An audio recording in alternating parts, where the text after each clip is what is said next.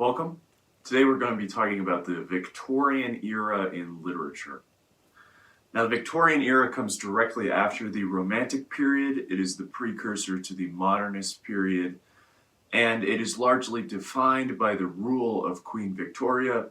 Now, she became queen in 1837, and her rule ended in 1901. Those are more or less the dates for the Victorian period.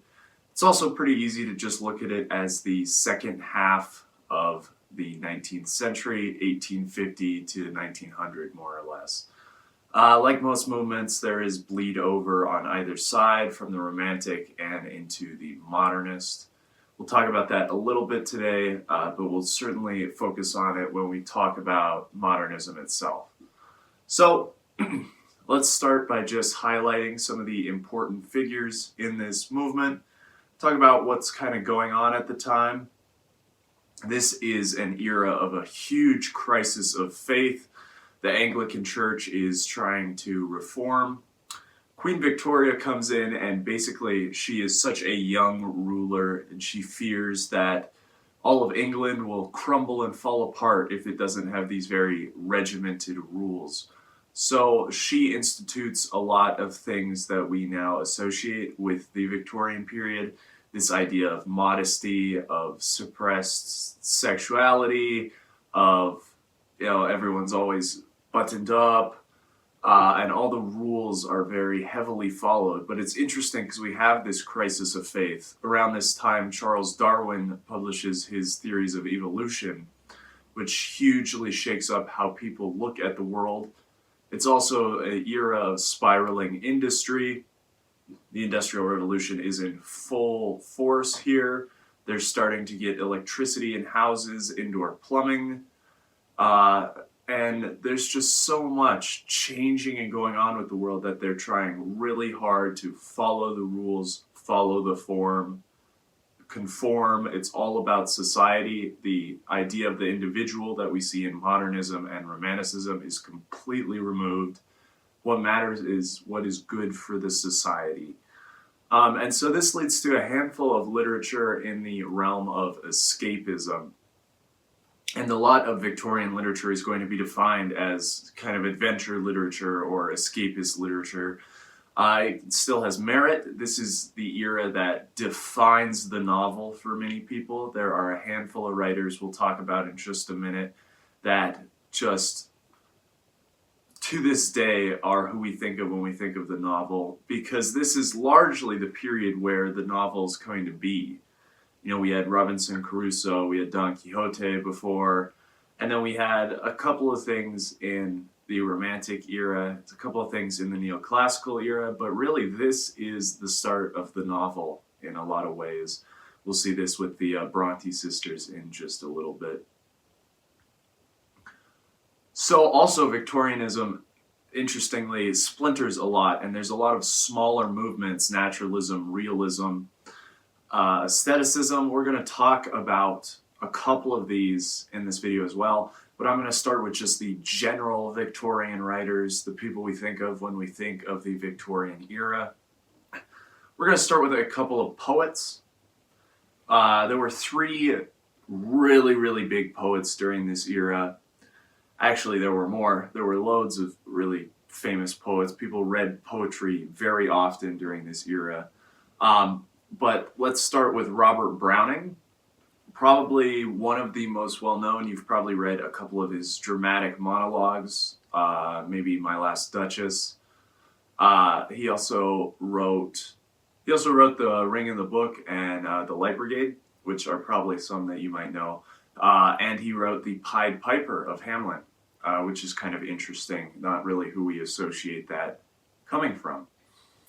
And then his wife, Elizabeth Barrett Browning, was largely more popular than him, and actually she was offered the Poet Laureateship of England. Eventually they kind of changed and turned her down because of the gender norms of the Victorian era, and elected to put Tennyson there instead. But Browning herself has a lot of really great poems you should read. She really mastered the form and had this huge following fans during the era. And then her replacement, if you will, for Poet Laureate Alfred Lord Tennyson was Queen Victoria's poet. He's a very simple poet. He didn't write incredibly complex pieces. They have a sing-songy quality to them. But he did write one of the major elegies in the English language to his good friend called In Memoriam. It's a very lengthy, long poem. You probably know the line from it. "'Tis better to have loved and lost than never to have loved at all." And Tennyson's got a lot of kind of cute poetry like that. The modernists really hate him, and we'll kind of understand why when we get to the modern period.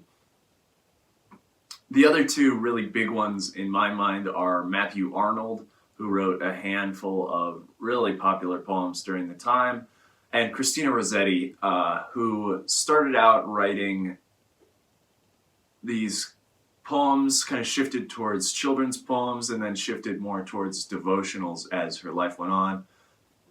In your syllabus, you might have read her Goblin Market, which she did consider a children's poem, even though that's certainly contestable. So those are basically the major English poets of the era. They were hugely influential, hugely beloved.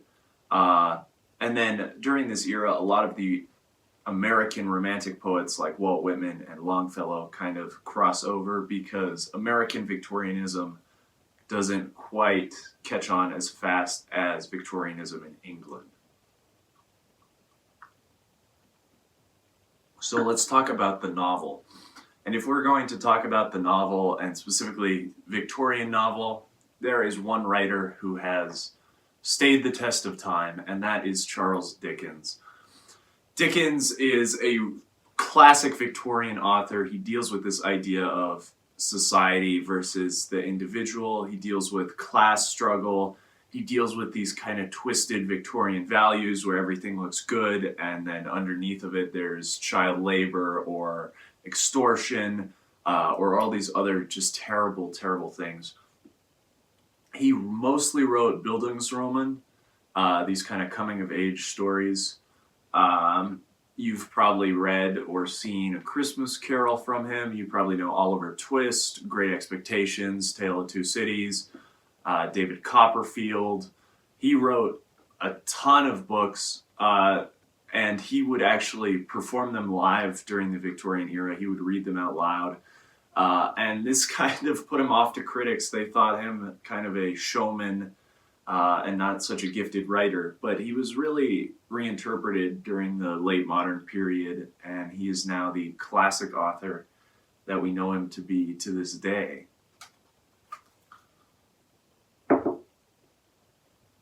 One of the most important families to the birth of the novel and the literature of the day was the Brontes. This is Wuthering Heights by Emily, I believe. Yes. And then her sister Charlotte famously wrote Jane Eyre. Both are considered two of the most important novels ever, often considered two of the greatest. This is a work of Gothic literature, so I will revisit it in my Gothic video. But both of these were fundamental to establishing the novel and the Victorian novel. And you should read the Brontes, they're pretty good. Willy Collins was kind of an interesting individual. A lot of people like to give Edgar Allan Poe credit for inventing the detective genre, and understandably so. He kind of also pioneered science fiction, but really it is The Moonstone, which people agree started the detective craze, and actually we'll see this develop a little farther in the Victorian era with Sir Arthur Conan Doyle. But Willy Collins is worth a read. You could check out either The Moonstone or The Woman in White. Both very interesting, unique novels. A poet I forgot to mention from America is Paul Laurence Dunbar. He was largely one of the first African-American poets who was widely accepted and read. And his work is hugely influential. You might have read his poem, We Wear the Mask. George Elliot wrote a couple of books. That was her pen name, not her real name. Most famously, she wrote Middlemarch. It's very interesting. It came out during the Victorian era, which is such a conformity, back to tradition era. And actually, her writing is really beautiful and flowing, and you should check it out. A lot of people's favorite writings from this era is children's literature, and this is near the tail end of the Victorian era, but all of Lewis Carroll's writing, Through the Looking Glass and Alice in Wonderland, are some of the most influential pieces of child literature, but they also really lean into this idea of escapism in the Victorian era. And actually, he does a really interesting thing where he kind of predicts surrealism in a lot of ways, because this is written near the very end of the Victorian era, approaching modernism. And if you haven't read this as a child, it is worth a revisit. It's a very interesting book. Lewis Carroll is really good at playing with language. He does a lot of portmanteaus, and he'll make up a lot of words. Shortle is one of the famous words from Jabberwock that we still use today. And how could I talk about the Victorian era and Victorian novels without talking about Jane Austen? She is probably, along with Dickens, the most famous author to remain from the Victorian era. Her kind of comedy of manners-esque romance novels, if you will, are really influential. She had this great idea of how love should work. It should really be a two-sided thing, where each person makes the other person better, and they don't just settle. If you read Pride and Prejudice, you can see this between Lizzie and Mr. Darcy very clearly. I would recommend all the things she wrote. I believe she only published 6 books in her time. They're all pretty lengthy, but certainly worth a read if you like romance. In my mind, it is largely the peak of the genre. I would definitely go ahead and read Pride and Prejudice. Guess I'll go ahead and talk about this now because I was mentioning it. Victorian era also gives us the detective genre, which is why we are so obsessed with the Victorian era. Things like Jack the Ripper, all the gas lamps. If you've ever read the Batman comic Gotham by Gaslight, that kind of follows in the same vein of things. So Sir Arthur Conan Doyle comes along and invents the character of Sherlock Holmes.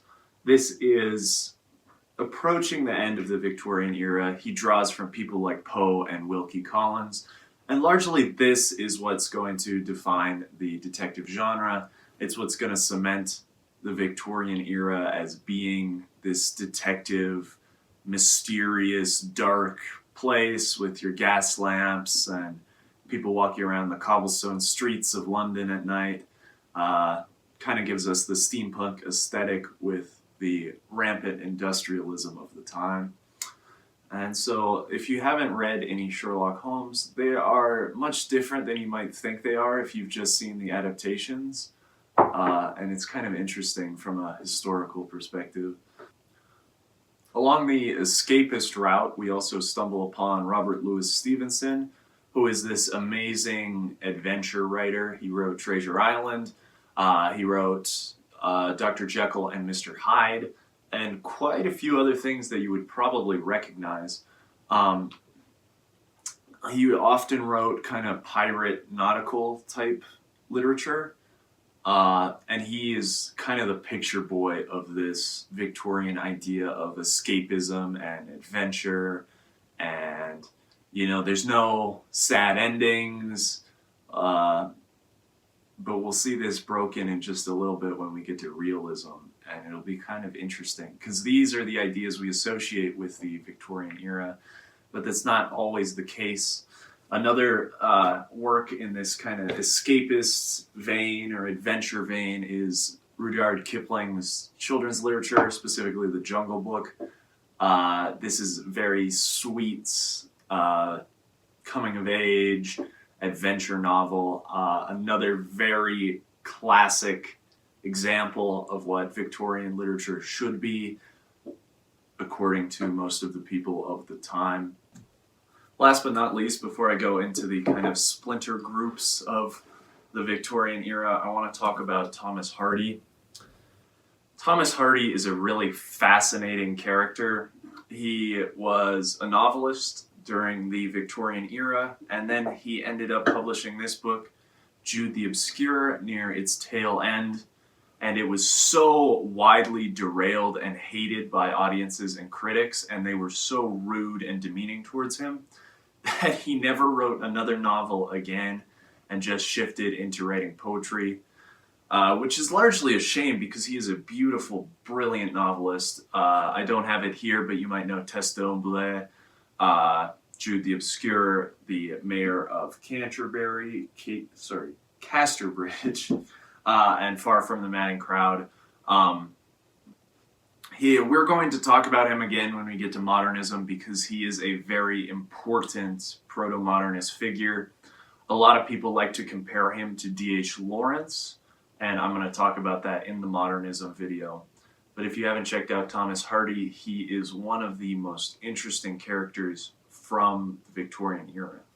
So now that we've made our way through the main staples of Victorian literature, we're going to talk about some of the kind of splinter groups throughout of it because Victorianism was so all over the place. Mostly it is in England, of course, where Queen Victoria ruled, but these morals and ideas influenced a lot of people in America, people in France, and people all over Europe because England was such this major power. And the kind of reaction against this was a little movement inside Victorianism called realism. Now, realism was started by William Dean Howells, who started the magazine The Atlantic Monthly. And he kind of had this idea that we should not write escapism, we should not glamourify life, we should just write life exactly as it is. And realism develops a couple of different ideas. The big tenet is that we are responsible for our own actions. A lot of literature in this vein will focus on psychology, it will focus on the true individual, and it will focus on how bad choices lead people to dark demises. And this is going to break the tradition of happy endings in Victorianism, and it's going to be replaced with realistic endings, if you will. And so there's a huge number of people in the realist movement. Realism was originally focused on the lower class and on lower middle class, people that weren't represented super well. However, one of the most well-known realist writers to this day, an American who lived largely in Europe, is Henry James. And Henry James wrote almost entirely about the upper class, and then his protege, Edith Wharton, would do the same thing in her book, Age of Innocence, and all the other things that she wrote. And interestingly enough, both her and Henry James overflow into the modernist period. And that's something we'll see with realism, is realism and naturalism kind of continue into modernism, and they shift and change a little bit. And Henry James is, well, I'll give you a little history on him. He published Daisy Miller back in 1870-something, 78, 79, I believe. And this is a huge gut punch because Daisy Miller is a book all about Americans breaking the values of European society. And then it doesn't end in a very happy way. Characters' actions lead them to their demise, essentially. And it was a huge bestseller. Everyone had Daisy Miller. There's a famous quote, I can't remember whom to attribute it to, but the idea that you were either a Daisy Millerite or you were not. And not so much the book, but the character herself. And then, interestingly enough, a lot like Melville, who I'm also going to bring up again in the modernist video, at the tail end of his career, James starts writing this really bizarre, more inaccessible, more obscure literature, and he develops a really interesting prose style, which is going to come back. And we'll talk about his brother in modernism as well, who was a famous psychologist. Some of the other famous realists of the time come from France. We have Honoré de Balzac, or however you say his name, I apologize. He does this really interesting thing, which again I'm going to revisit, where he has a shared universe among his literature. And then we also have Gustave Flaubert, who, again, We're going to revisit Madame Bovary is his masterpiece. It's one of the greatest novels ever written, according to a lot of people, and it is hugely influential. And then we also have this in other parts of Europe. Heinrich Ibsen, famous playwright, will write a couple of plays that are very realist in nature. And then there's kind of a subsection of the realist movement called naturalism. And naturalism follows a lot of the same tenets. However, it asserts that people aren't responsible for their own fate. Nature or their environment is responsible. And nature is this uncaring, indifferent presence that will essentially destroy you. We'll see this a lot in, if you've ever read The Open Boat by Stephen Crane. Stephen Crane also wrote The Red Badge of Courage, which is more in the realism line than in the naturalism line. But he is going to be one of the huge figures in naturalism. Another naturalist from France is Emil Zola. He was a writer and a playwright. And he wrote a handful of these kind of naturalist texts. I have Germinal here, which is an interesting little story. Again, he's going to focus on the lower class more in the vein of realism. America also is going to give us a handful of naturalists. Probably most famously is Jack London, To Build a Fire, Call of the Wild. He wrote a handful of books that really feel romantic in nature, the capital R romantic, where he loves the wilderness, but it is cruel, not necessarily cruel, but it is indifferent. And it will very much lead to your downfall if you're not careful. And then also along with that, we get Upton Sinclair. He's kind of an interesting figure. He is in this realist movement a little bit. He comes a lot later, kind of like Edith Wharton. He's publishing in the early 1900s. You probably heard of his book, The Jungle. This is Roman Holiday, which is more of a realist work. But The Jungle is going to be this hugely influential text which kind of brings in the Marxist, socialist ideas into America. Yeah, that's all I have to say about that. And then there are a couple just other guys I want to mention. Guy du Maupassant, I again don't know how to pronounce it. He was kind of a short story writer. If you've ever seen Kenji Mizoguchi's film, Ugetsu, it is largely based on two stories by him. And he's in this realist movement, again, from France. And then finally, I want to talk about a subset of realism, which is sometimes called regionalism or natural color. This is where we get Kate Chopin, if you've read The Awakening or Story of an Hour, this kind of Southern literature. But most famously, if we're talking about this movement and we're talking about Southern literature, we should really be talking about Mark Twain. Largely the American writer for a lot of people. What makes him realist is he is depicting the South as it is. He's got the dialects, and he's just following these small little stories where characters' actions impact where it's going. And it's just kind of cutesy little stuff. Now, I'm not going to talk about the end of Victorianism because I want to save that for the modernist video because it's really important to understand how all of these influenced each other. But basically what you need to know is that there is a huge overlap between Victorianism and modernism in the last 10 years of the 1800s. And we'll talk about this with Impressionism, with aestheticism, and all these other smaller movements. But basically that is the Victorian era, an era of escapism, of industry, an era that defined the novel and gave us many of the great authors of all time. An era that is fondly remembered today, whose aesthetic is repurposed in all kinds of art and media. And largely that is all I wanted to talk about. If you have any comments on Victorianism, on the era, if you have any questions, if you'd like more recommendations on the work or the authors, leave a comment. I'd love to get back to you. This has been the Victorian era, and thanks for watching.